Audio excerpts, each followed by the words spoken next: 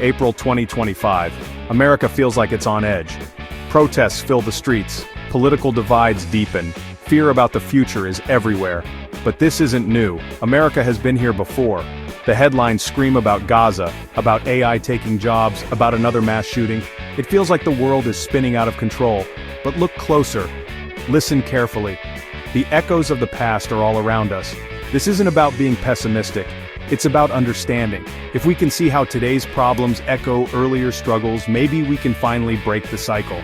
Maybe this time, America can learn from its history. Let's travel back to the turbulent year of 1968. The Vietnam War was raging, casting a long shadow over American life. Every night, families gathered around their televisions, watching grim reports from the front lines. The conflict seemed endless, and the nation was gripped by anxiety and uncertainty. Young men were drafted, families were torn apart, and the question of why America was fighting so far from home became a source of heated debate in living rooms and on college campuses across the country. That same year, tragedy struck when Martin Luther King Jr. was assassinated in Memphis. His death sent shockwaves through the nation, igniting grief and outrage. Cities erupted in riots as people demanded justice and an end to racial inequality. The civil rights movement, already a powerful force, became even more urgent and impassioned.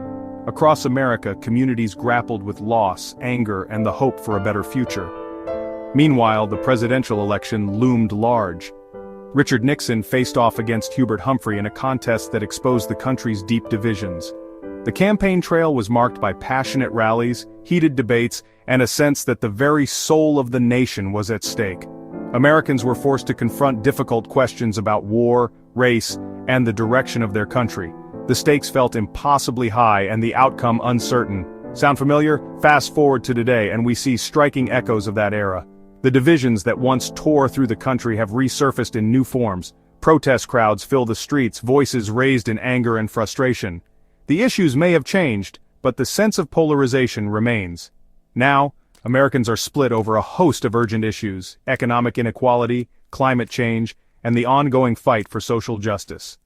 Each of these challenges has sparked passionate debate and activism, drawing new lines between communities and generations. The struggle for progress continues, and the nation's identity is once again being shaped by conflict and hope. The Trump administration's policies have only deepened these divisions, fueling intense reactions on both sides of the political spectrum. Protests, rallies, and heated arguments have become a regular part of American life, as people fight for their vision of the country's future.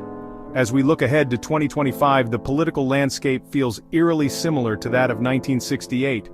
The sense of uncertainty, the high stakes, and the passionate divisions are all too familiar. History, it seems, is repeating itself in new and unsettling ways. The upcoming election is already fueling tensions across the country. Campaign rallies are charged with emotion, and voters are more engaged and more divided than ever before. The outcome will shape the nation's path for years to come. The hands-off protests and the Marjorie Taylor Greene town hall confrontation are just two vivid examples of how raw and intense the political climate has become. Across America, people are taking to the streets, demanding to be heard, and refusing to back down. The nation stands at a crossroads, once again divided, searching for a way forward. Vietnam was America's longest war, a conflict that stretched over 2 decades and left deep scars on the nation's psyche.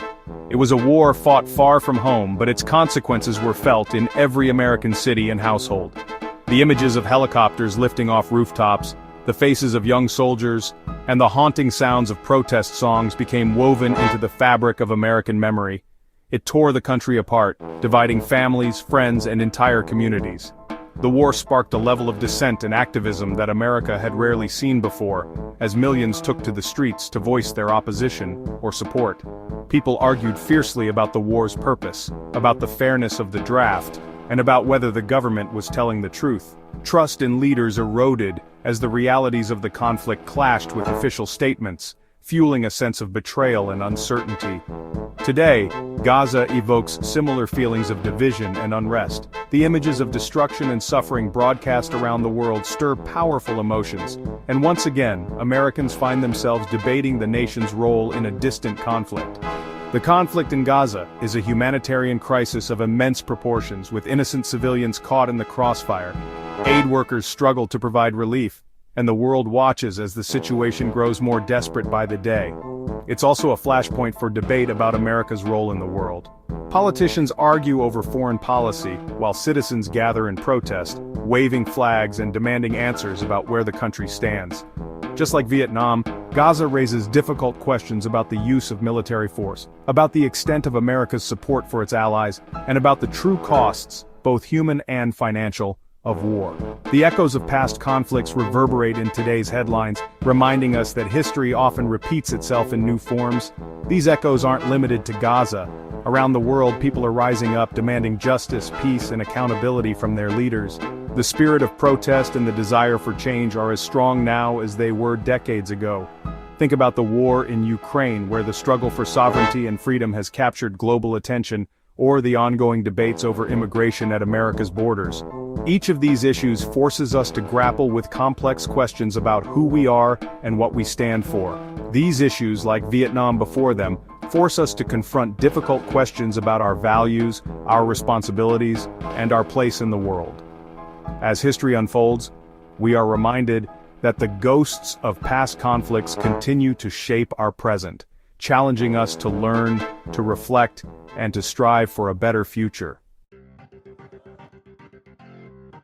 In May of 1970, a moment of tragedy unfolded at Kent State University in Ohio.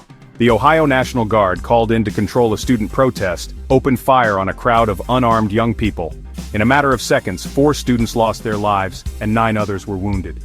The images of students running from clouds of tear gas, the sound of gunfire echoing across the campus, and the chaos that followed would be seared into the nation's memory. These students were protesting the United States' involvement in the Vietnam War, a conflict that had already claimed thousands of American and Vietnamese lives. Across the country, college campuses had become battlegrounds for a generation demanding answers, accountability, and above all, peace. The deaths at Kent State sent shockwaves through the nation. Vigils were held, newspapers ran headlines in bold, and families mourned. The tragedy became a symbol of the deep divisions tearing at the fabric of American society, divisions over war, over authority, and over the right to dissent. For many, Kent State marked a turning point. It forced Americans to confront the cost of conflict, not just abroad, but at home. It raised urgent questions about the limits of protest, the responsibilities of government, and the power of young people to shape history. Today, more than 50 years later, college campuses are once again alive with the energy of protest. The issues may have changed, but the spirit of activism remains. Students are marching for climate action, demanding urgent steps to protect the planet for future generations. They are rallying for racial justice, calling for an end to systemic discrimination and violence. They are organizing for economic equality, seeking fair opportunities and a more just society for all. With megaphones, banners, and social media, today's students are using every tool at their disposal to make their voices heard. They are not content to stand on the sidelines, they are demanding a seat at the table, and a say in the future they will inherit. The issues may have evolved, but the energy, the passion, and the determination of these young activists are as fierce as ever. There is a sense of urgency in their voices, a belief that change is not only possible but necessary. They are driven by hope, by frustration, and by a deep sense of responsibility to one another and to the world. When we look at the images of student activism from the Vietnam era and compare them to today, the parallels are striking. The faces, the signs, the chants, they echo across generations, reminding us that the struggle for justice is never truly finished. Each generation must find its own way to fight for a more just and equitable world. The campus, unsettled as ever, remains a powerful stage for the voices of change.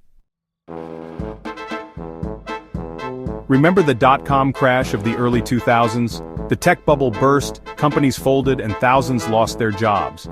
It was a time of economic uncertainty and fear. Sound familiar? Today, the rise of artificial intelligence is causing similar anxieties. AI is automating jobs, from manufacturing to customer service. People are worried about their livelihoods, about the future of work. The economic fears of 2025 echo the anxieties of the dot-com bust. Both eras highlight the disruptive power of technology and the very real human costs of economic change. After the 9/11 attacks, America passed the Patriot Act. It expanded the government's surveillance powers in the name of security. Many people worried about the erosion of civil liberties. Today, those fears are back. AI-powered surveillance technologies are everywhere. Facial recognition cameras track our movements. Predictive policing algorithms target communities of color. The parallels between the post-9/11 era and today are striking. Both periods saw a trade-off between security and freedom. Both raised questions about the power of technology and the potential for abuse. April 2025, America is at a crossroads. The echoes of the past are all around us, the protests, the divisions, the anxieties. But this time can be different. We can choose to learn from our history. We can choose to bridge the divides that separate us. We can choose to address the root causes of injustice and inequality. We can choose to build a future where everyone has the opportunity to thrive. The question is, will we? Will America finally break free from its past and create a more just and equitable future? The answer lies in our hands.